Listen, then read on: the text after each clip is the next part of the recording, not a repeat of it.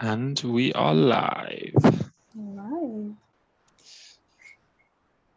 Welcome everybody who is currently joining. We're just going to wait, trying to wait a couple of minutes for all the attendees to join.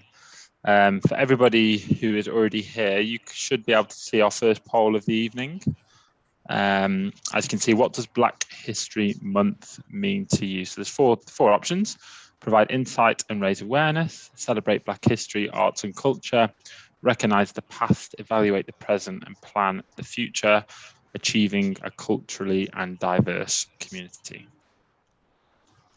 So if everyone wants to select an answer there, and we'll reveal all of the data afterwards. Give it a couple of minutes. Okay.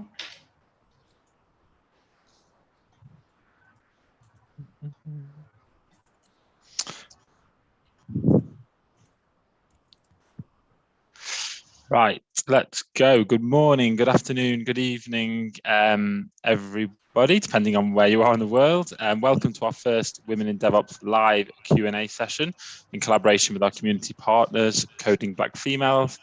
Today, we will be talking about Black History Month, proud to be in technology. What you can expect coming up is a 30 minutes of live Q&A. Really, really important. We'd love for everybody who's here or soon to join to be heavily involved in this. So in the Q&A section of the Zoom, please do submit your questions throughout. Introduce myself very briefly, not that I'm very important here today, and hopefully you won't hear too much of me, but I'm Oliver Perry. I am our Irish ambassador for Women in DevOps, based over here in Dublin, Ireland. If anybody was expecting a much prettier face, unfortunately, Francesca, who was hosting, is not very well today, so I'm standing in last minute. Women in DevOps. If it's your first time joining Women in DevOps, if you're on the live stream or if you're watching this as a recording, Women in DevOps is here to drive and help change for equality in technology. We're here to address the gender DevOps gap to empower people and ensure everyone's voices are heard. I will be your host. Before I pass the mic to our wonderful chair, Cheryl, from Coding Black Females, and also Monet, who is a senior customer success manager at Good Find, I'm going to just allow, before I pass to Ari, I was about to give you the mic far too soon there, Ari. I'm going to just give a little bit more of a bio on Women in DevOps for everybody who is new. Women in DevOps is a non-for-profit initiative devoted to empowering the people in the DevOps industry and improving the gender imbalance to strive to promote equality in technology. Our unique platform is used to not only amplify the voices of women, but all underrepresented groups within the technological community to break down those barriers and drive positive change throughout the tech world. We want to make this discussion as engaging as possible. So if you have any questions, like I said, for Cheryl or for Monet, please populate that through the Q&A.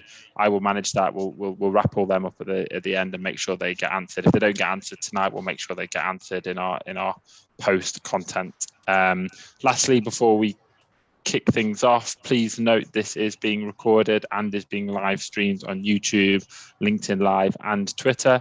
All the content will be uploaded to our Women in DevOps YouTube channel, as always, where you can access this webinar or all previous webinars. So very, very importantly, I'm going to pass the mic to our wonderful platinum sponsor, Jfrog, with the lovely Ari Waller, who is going to talk about Jfrog, and also what we're all here for are what is the next giveaway prize. Thanks, Oliver. And by the way, I think Cheryl and Monet would both agree that you are pretty important, Oliver. So don't speak down to yourself, okay? You play an important role here. I pretend. Yeah, there you go. Hi, everybody. I'm Ari Waller, and I'm the Meetup event manager for Jfrog, and we are so excited again to be a platinum sponsor for Women in DevOps. I'm very excited about the panel today, as I'm sure you are too, and it's going to be awesome. So I won't take up too much time today. I'll just share a little bit about who we are. Jfrog, we are the DevOps software company known best for Artifactory, which is considered by many to be the gold standard for managing your artifacts and dependencies. We have a free version of Artifactory, especially for the meetup community, that you can opt in for today. If you want to. You don't have to opt into it, and I'm opt in for it, but I'm going to share my screen really quick and show you what our giveaway is today. Today, in honor of such a special month, we are going to have a raffle for a Nintendo Switch Lite, specifically for attendees here today. Now, you can enter with the QR code or the bit.ly link that you see, and I'm also going to drop that in the chat. When you enter, you will have the opportunity to opt in and receive an email about the Jfrog free cloud software that I mentioned to you. A winner is going to be selected within 2 business days, and we will share the name of the lucky winner with your whole community once they have formally accepted the prize. There's corporate compliance for you, but it's important. And we will certainly share the news with the world. So again, without any further ado, thank you, Oliver, and the whole Women in DevOps team, and very, very excited about today's panel. I'll drop this in the chat, and looking forward to today. Thank you, sir. And I have scanned the code, and I'm in. Good. Thank you so much, Ari, and pleasure to see you as always. So, more importantly, now I'm handing over to our lovely community partners, Coding Black Females, to kick off the Q&A session. Cheryl, over to you. See you in 30 minutes. Thank you so much, Oliver. So, like Oliver said, I'm Cheryl Obiakpenny. I'm actually the program manager for Coding Black Females. So before we start, I just wanted to kind of talk about who Coding Black Females are, and then we'll jump into our Q&A with Monet. Monet is actually one of our community members. So Coding Black Females was established in 2017 to address the underrepresentation of women in tech. Our founder, Charlene Hunter, literally just started off as a little meetup group, and it's now kind of expanded to 3,000, 4,000 plus members. So it's really grown in a very short time. So our mission is generally just to grow the community of Black women in software development and other technical roles. And our community members range from entry level, people who've just literally just completed a boot camp and just wanted a community to be involved in and to learn and stuff. And we have, so entry level up to executive level. And yeah, we just wanted to remove the barriers to entry to Black women into the tech industry and help them progress. Like I said, we have career changers, we have entrepreneurs, we have founders within our community. And we work with partners like Women in DevOps to produce workshops, seminars, courses, and boot camps, just so, you know, Black women within the industry can bond, learn, and grow together. So yeah, so we're always very keen to work with partners such as Women in DevOps to just talk and share ideas and stuff like that. So our Q&A today is really just to hear from Monet, who, like I said, is one of our community members. She is, I will just start with, so Monet, do you want to introduce yourself and just tell us about your role, your place of work, and where you are in the industry? Yes, absolutely. So I'm Monet. My pronouns are she, them, queen, or Q for short. And I'm a senior customer success manager at Goodfine. I also assist them with sales, development, and design as well. But since I came in with so much experience, over 12 years of experience in customer success and customer service, I'm actually helping them build their customer success team from the ground up. So that's very fulfilling for me as well. And yes, that's pretty much about it for right now. That's what I'm doing right now when it comes to Goodfine and assisting them with building up their customer success team. But like I said, I'm also passionate about design and development. So I do dibble and dabble in those teams too. Okay, that's great. I love that, queen. Like, Thank you. So yeah, so just talk about how did you get into technology? I know you said you previously came from like customer service background, or just, so how did you transition from that into technology? So I have always had a love for technology, like all the way back to when we had MySpace profiles and you had to like go in and code your profile so that certain things would happen on your profile. You could create certain movement.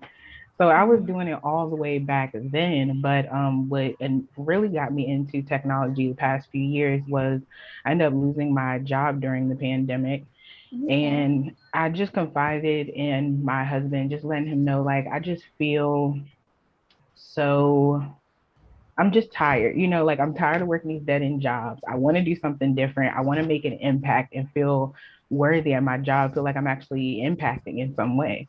Mm. So I ended up taking time to take a full stack development boot camp, and I ended Okay. up conducting a lot of research on like rebranding yourself online and transitioning your career. And Mm. then I ended up like just taking the time to slide into a lot of recruiters' DMs, and just put myself out there really, because what people see on your resume and on your portfolio is completely different from what you can tell them and what you can share. So I would always Mm. just hit them up and say, hey, if you need me to hop on a call, or you need me to do a quick demo for you for my portfolio, it's just little things like that that helps open that door. But then I ended up landing the role with Goodfine, and my CEO, she's just amazing. I had an interview with her, and it was she's a Black woman as well, and it was one of the warmest interviews I've ever been a part of. And she just saw my worth, saw my background, and just saw how I could really make a great impact where they were in their startup. Mm. No, I like that. I remember um, when I was applying for this role, and that just having that warm person in front of you makes it, so so great. Makes the Yeah. interview comfortable. So, then you were saying about obviously you were transitioning from you've done a boot camp and a full stack.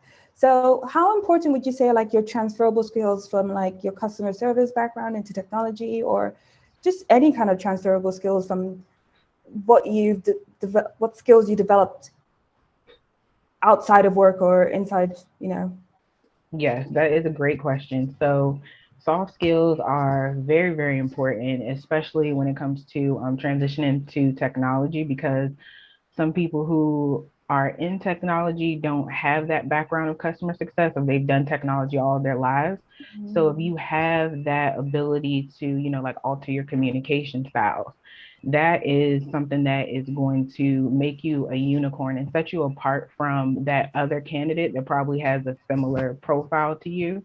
And you're like a neck and neck in the running to land the position. If you have some soft skills underneath of in your Mm. background, that's definitely going to help, because it's important to not only be tech savvy, but you also have to know how to communicate that to people all the way up on the C-suite level, and then people all the way down who are just tech illiterate. So that's definitely important. Yeah, yeah. Okay, that's great. And you say authenticity of being authentic? I can't even say that word. Do you feel that's important in technology? Like, just being yourself and, like, Yes, I completely agree. You have to be yourself. You have to show up as your full self, because there's diversity in your thoughts, and we definitely need that, especially in technology. That breeds innovation. That diversity breeds innovation, and you have to have your own thoughts and your own voice so you can contribute to that, because if we're all just agreeing on the same thing, like, we would never ascend to greater heights. So yeah, you definitely have to be authentic and show up as yourself. okay, great. Yeah, I totally agree with that. Definitely. Do you sometimes experience that imposter syndrome? Because I know from my background isn't very techy, and I'm now like trying to get into like encoding Black females, and I'm trying to like some of the technical terms they use aren't exactly my forte. Yes, I completely understand. I mean, like, who hasn't really experienced imposter syndrome? Like, it happens, but because we've all heard it, like, especially when I was looking for a job. I lost my job in the pandemic when I lost my job, it was over a year ago. It took me a year and a half to land the company that I'm with now. Oh, So I wow. had to go through a lot of those no's, a lot of those, you're just not good enough. We're looking for some more experience, all of Mm, that. But like I had to really just come with inside myself and just take a moment to be like, look, I am capable of doing something great and I actually have the passion to contribute. So I'm yeah. going to keep going no matter what. And then all those no's and all that stuff, it just turned into like, oh, well, you're lost, Yeah, like exactly. I know you're losing out. Yeah, yeah. Oh, that's great. That's great. Hmm. Okay. Yeah. So that's you proud to be in technology. So how now let's move on to like proud to be a Black woman, proud to be part of the Black community. Can we just let's dive into that? Let's talk about some of those. Obviously, Black Lives Matter was last year, like death of George Floyd. It happened during the pandemic, but that was like another big thing that happened last year, and we can't really just forget about that. So how do we keep up the momentum of the Black Lives Matter movement? How do you feel we could do that? Absolutely. I love that question. So the way I think about it is I'm Black year round. So I feel like our intentions to like dismantle those systems which intentionally keep us oppressed should be year round. We should be making those efforts to impact our community in some way, because whenever we shouldn't just wait to when there's an incident. And then we can always be in more of a proactive environment and not being so reactive. And then Yeah. you can teach your youth, because that history is so important, so that they know from the ground up, they have a strong foundation. And we're not taught that in school a lot of our Black history, and that's very important. So it definitely has to be taught. Knowledge is power. And I feel like it's very important that we try and be on the offense more than the defense when it comes to, engaging in those Black Lives Matter movements. But if you make it a year-round effort, then it won't just feel like a movement. Yeah, like that. I know. I love the fact that you said, we're Black all year round and everything, and Yeah, I'm just not Black for a movement. Like I'm Black year round. exactly, yeah. Mm-hmm. And also, you mentioned a bit of your current role, Mm-hmm. and your CEO who interviewed you, and Yeah. she's also Black. So do you think maybe the lack of representation previously, has that impacted your career so far, or like previously, or? Yeah. So like, remember how I talked about rebranding online? Mm, My first name, I go by my middle name, which is Monet, but my first name, I get a lot of, I want to say it looks like, like things like that. And I'm not saying you have to like go out there and like change your name, but it makes it more difficult if your name is not like a Mike, a Jeff, a Jake, a Joe, a Mark. I'm just being honest. I love that, So all male. All yes, male. yeah, but that's just the way it is. So I was like, Yeah. no, like I'm gonna focus on rebranding myself. I'm gonna focus on playing this a little bit differently, because for other people, that's what they're doing. They're playing the game, they're figuring it out. So that's what I focused on really doing. And then just making sure that I connect with people in tech as well that look like me. Because once I met my CEO and stuff, I'm like, there has to be other passionate Black people that are out here winning that I need to Yeah. connect with, because social media and just the news in general, they don't promote those images to us. They make it seem like you can only be a Jake, a Jeff, or a Joe, but there are Black women out here winning, and we all need to connect with each other and love on each other. Yes, yeah. I think that's definitely what Coding Black Female is all about. So how do you think we could improve representation in technology? I mean, we have some of our ideas, but it's always good to. Right. I would say putting yourself out there, trying new things, traveling more. I've recently been able to go to a lot more networking events, which has definitely helped. With the pandemic and everything, it's been difficult, but you can still make an effort virtually to meet up with other people with like minds like you. And then it's like it's over from there. You'll build a relationship virtually, and then you'll eventually meet. Yeah, yeah. No, I think that's when I joined Coding Black Females, I was thinking, oh, it's only going to be a small community. But when you think about there are 5,000, I think but it's global as well. You know, we get Yes. people from joining like yourself from the States, but we'll get lots of people from Africa, and you know, just everyone just wants to, you know, be in that community. So it's great to. Well, I know there's so many more Black females, so we definitely there. We just need to let people know. Yes. You know, yeah, Yell it from the rooftop. That's great. Definitely. Okay. How have you owned your own narrative in your career? How would you say that? How have you? I would say I've been in those spaces where I've been the only Black woman in the room. I've been the only woman in the room. And instead of becoming uncomfortable, I decided to embrace it.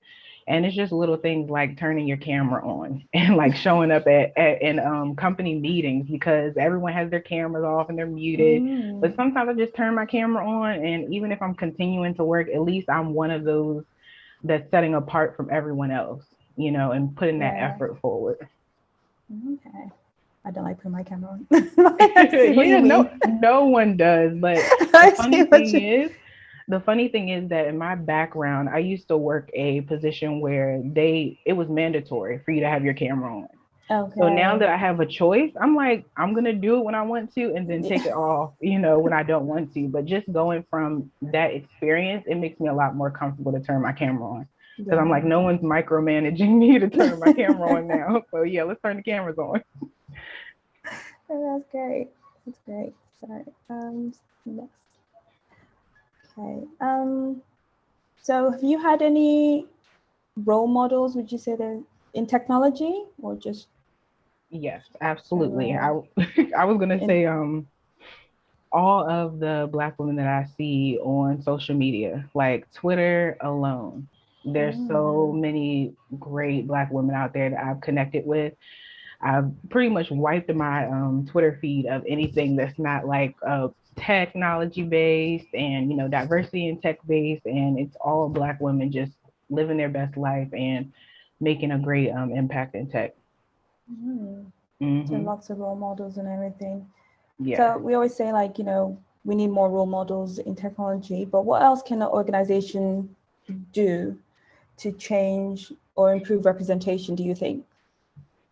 So that is a very great question. I would recommend, since I actually volunteer for Trabaja, which is a community-based talent marketplace, they offer premier tech talent. So if you're looking to diversify your workforce, then you would definitely need to link up with me, like on LinkedIn or Twitter. I'm Q the Dev, so QUETHEDEV.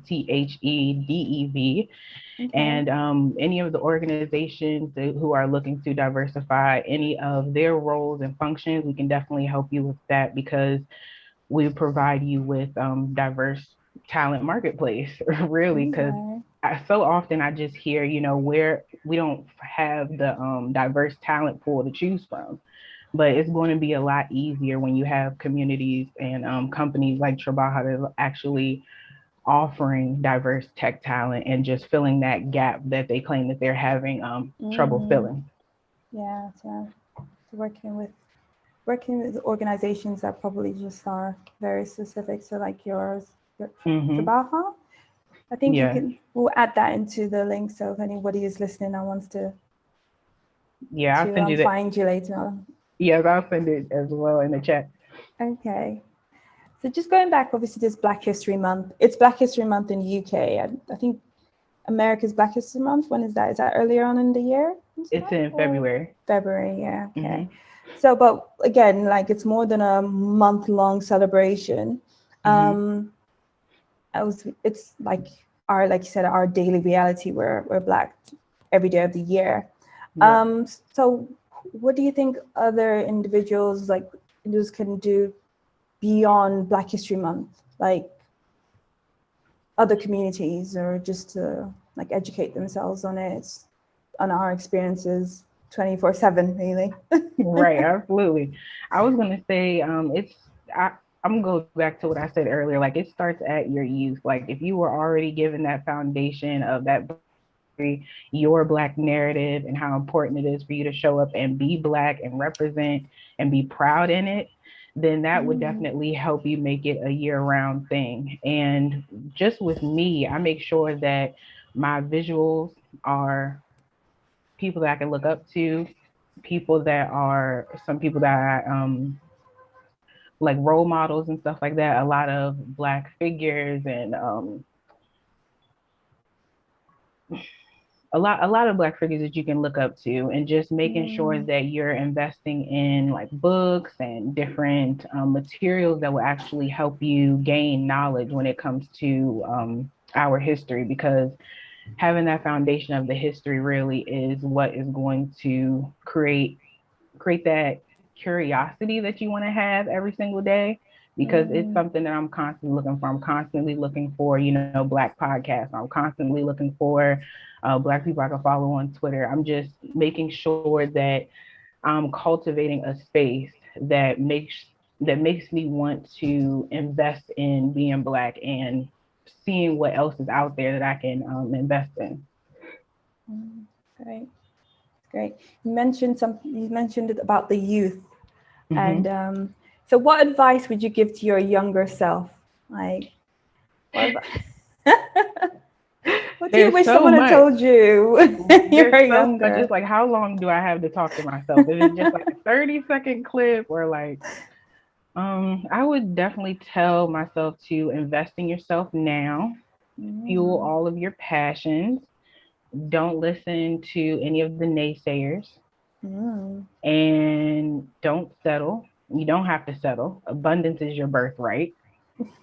And I believe that's pretty much it. And then I would say, hey, there's a pandemic coming. Like, just make sure. Prepare yourself.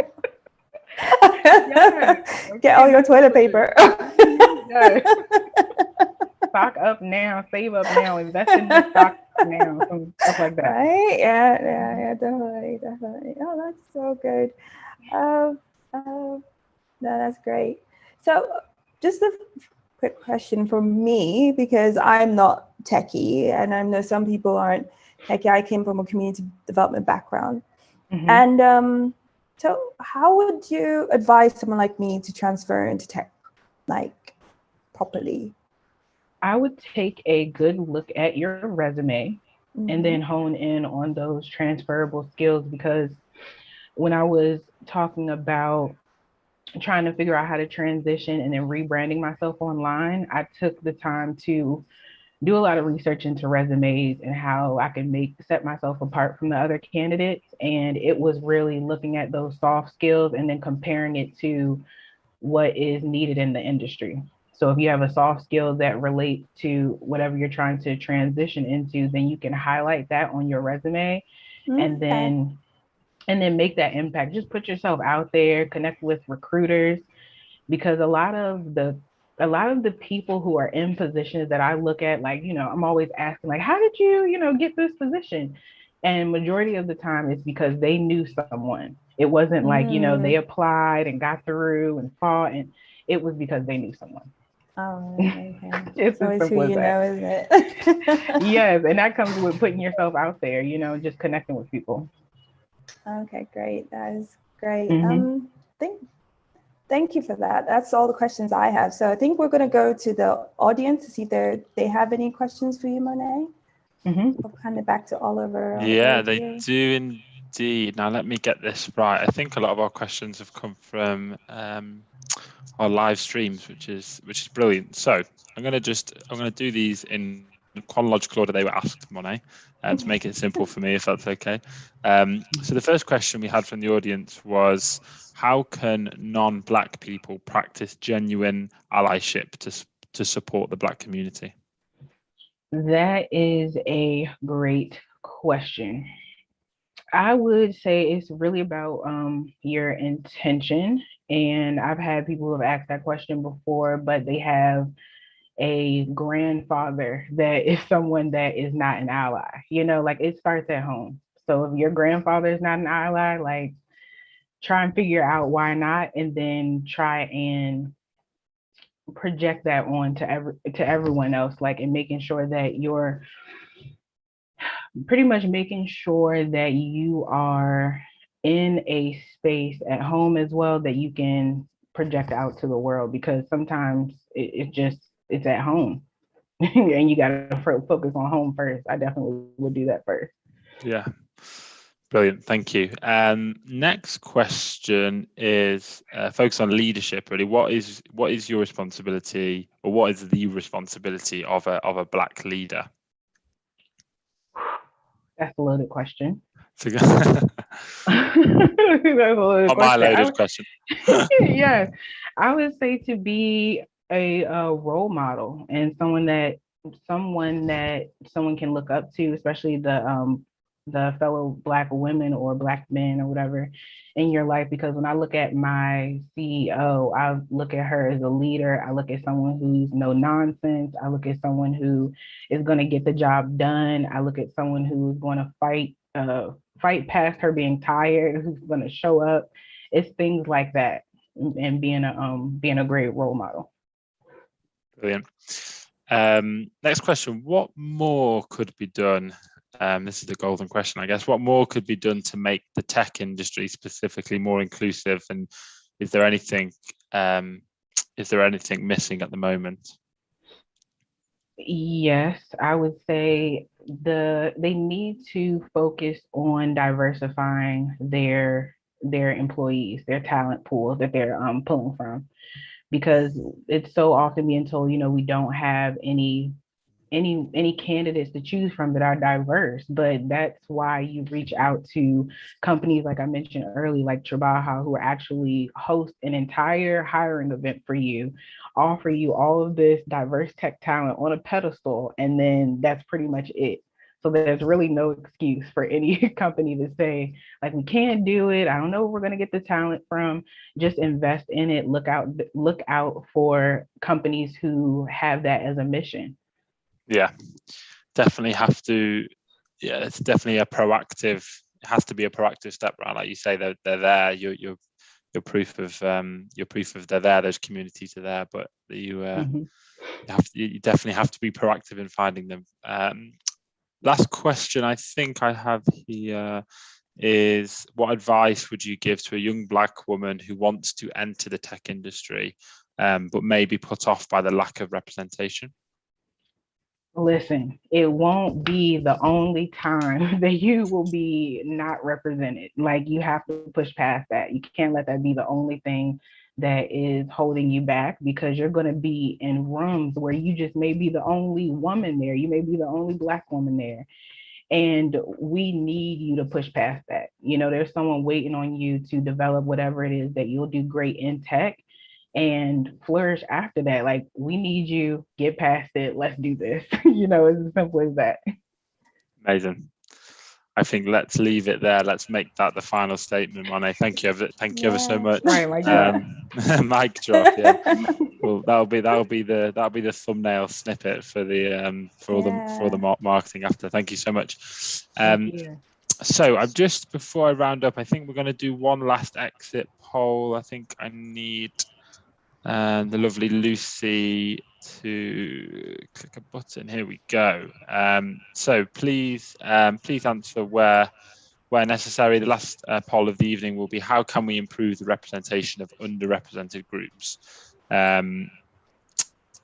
specifically within technology? So early encouragement is key. Is it learning from role models, embracing diverse skill sets, or challenging stereotypes? So please vote there, and we will share our results afterwards. And yeah, that's it from me, folks.